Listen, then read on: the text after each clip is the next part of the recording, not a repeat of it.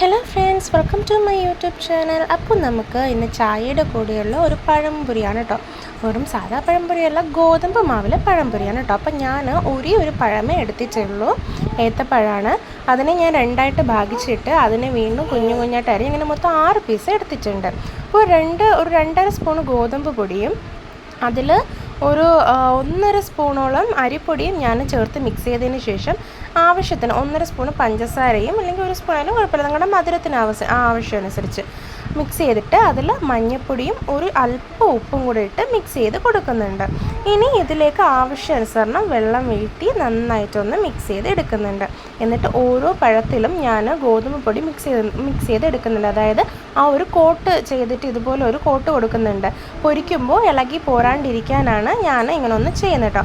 അരിപ്പൊടി ചേർക്കുന്നതും ഒരു മുര വരാനാണ്. അപ്പം നമ്മൾ എണ്ണയിലിട്ട് മൂപ്പിച്ചെടുക്കുമ്പോൾ തൊലി ഇതിൽ നിന്ന് വെട്ടു പോകാണ്ടിരിക്കാനാണ് ഈ ഒരു കോട്ട് കൊടുക്കുന്നത്. നമുക്ക് വേണമെങ്കിൽ മൈദാ മാവിലും ഇങ്ങനെ ഒരു കോട്ട് കൊടുത്ത് എടുക്കാം. അപ്പോൾ ഞാൻ നന്നായിട്ട് ഈ ഒരു മാവിലൊന്ന് മുക്കിയതിന് ശേഷം നല്ല ചൂടെണ്ണയിലിട്ട് പൊരിച്ച് എടുക്കുന്നുണ്ട്. കണ്ടോ, നല്ല പെർഫെക്റ്റായിട്ട് നല്ല ഭംഗിക്ക് നല്ല രീതിയിൽ വന്നിട്ടുണ്ട്.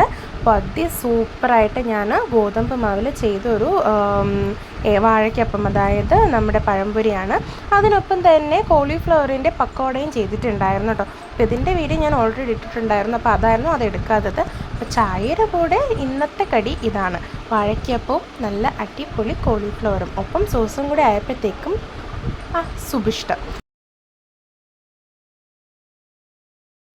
അപ്പോൾ നമുക്ക് പഴംപൊരി വന്നിട്ട് കടലമാവിൽ, അതുപോലെ തന്നെ മൈദാ മാവിൽ, ഇപ്പോൾ ഗോതമ്പ് മാവിലും ചെയ്യാം. നിറത്തിൽ ഒരു വ്യത്യാസം വരുന്നില്ല, അതുപോലെ തന്നെ ടേസ്റ്റിൽ ചെറിയൊരു നേരിയ വ്യത്യാസമേ വരുന്നതുള്ളൂ. പക്ഷെ നല്ല രുചിയാണ്, നല്ല ടേസ്റ്റിയാണ്.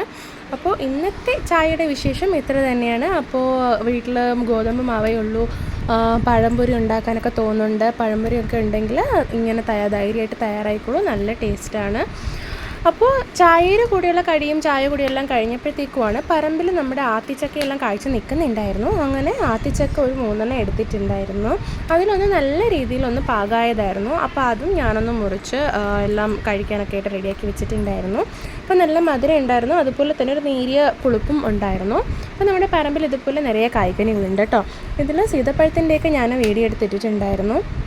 അതുപോലെ തന്നെ ഫാഷൻ ഫ്രൂട്ട്, റംബൂട്ടാൻ, അങ്ങനെ ഒത്തിരി സാധനങ്ങളുണ്ട്, കപ്പ, കാച്ചിൽ, അങ്ങനെയുള്ള കുറേ കാര്യങ്ങൾ ഉണ്ട് കേട്ടോ. അപ്പോൾ കൃഷിയുടെ ഒരു വീഡിയോ ഞാൻ സെപ്പറേറ്റ് ആയിട്ട് അല്ലാണ്ട് നമ്മുടെ പറമ്പിലെയും തോട്ടത്തിൻ്റെയും കാഴ്ചകളൊക്കെ. അപ്പോൾ ഇന്നത്തെ വീഡിയോ എന്തായാലും ഇത്രയേ ഉള്ളൂ. അപ്പോൾ വീഡിയോ ഇഷ്ടമായെങ്കിൽ ലൈക്ക് ചെയ്യുക, ഷെയർ ചെയ്യുക, കമൻറ്റ് ചെയ്യുക, സബ്സ്ക്രൈബ് ചെയ്യുക. Bye friends, enjoy.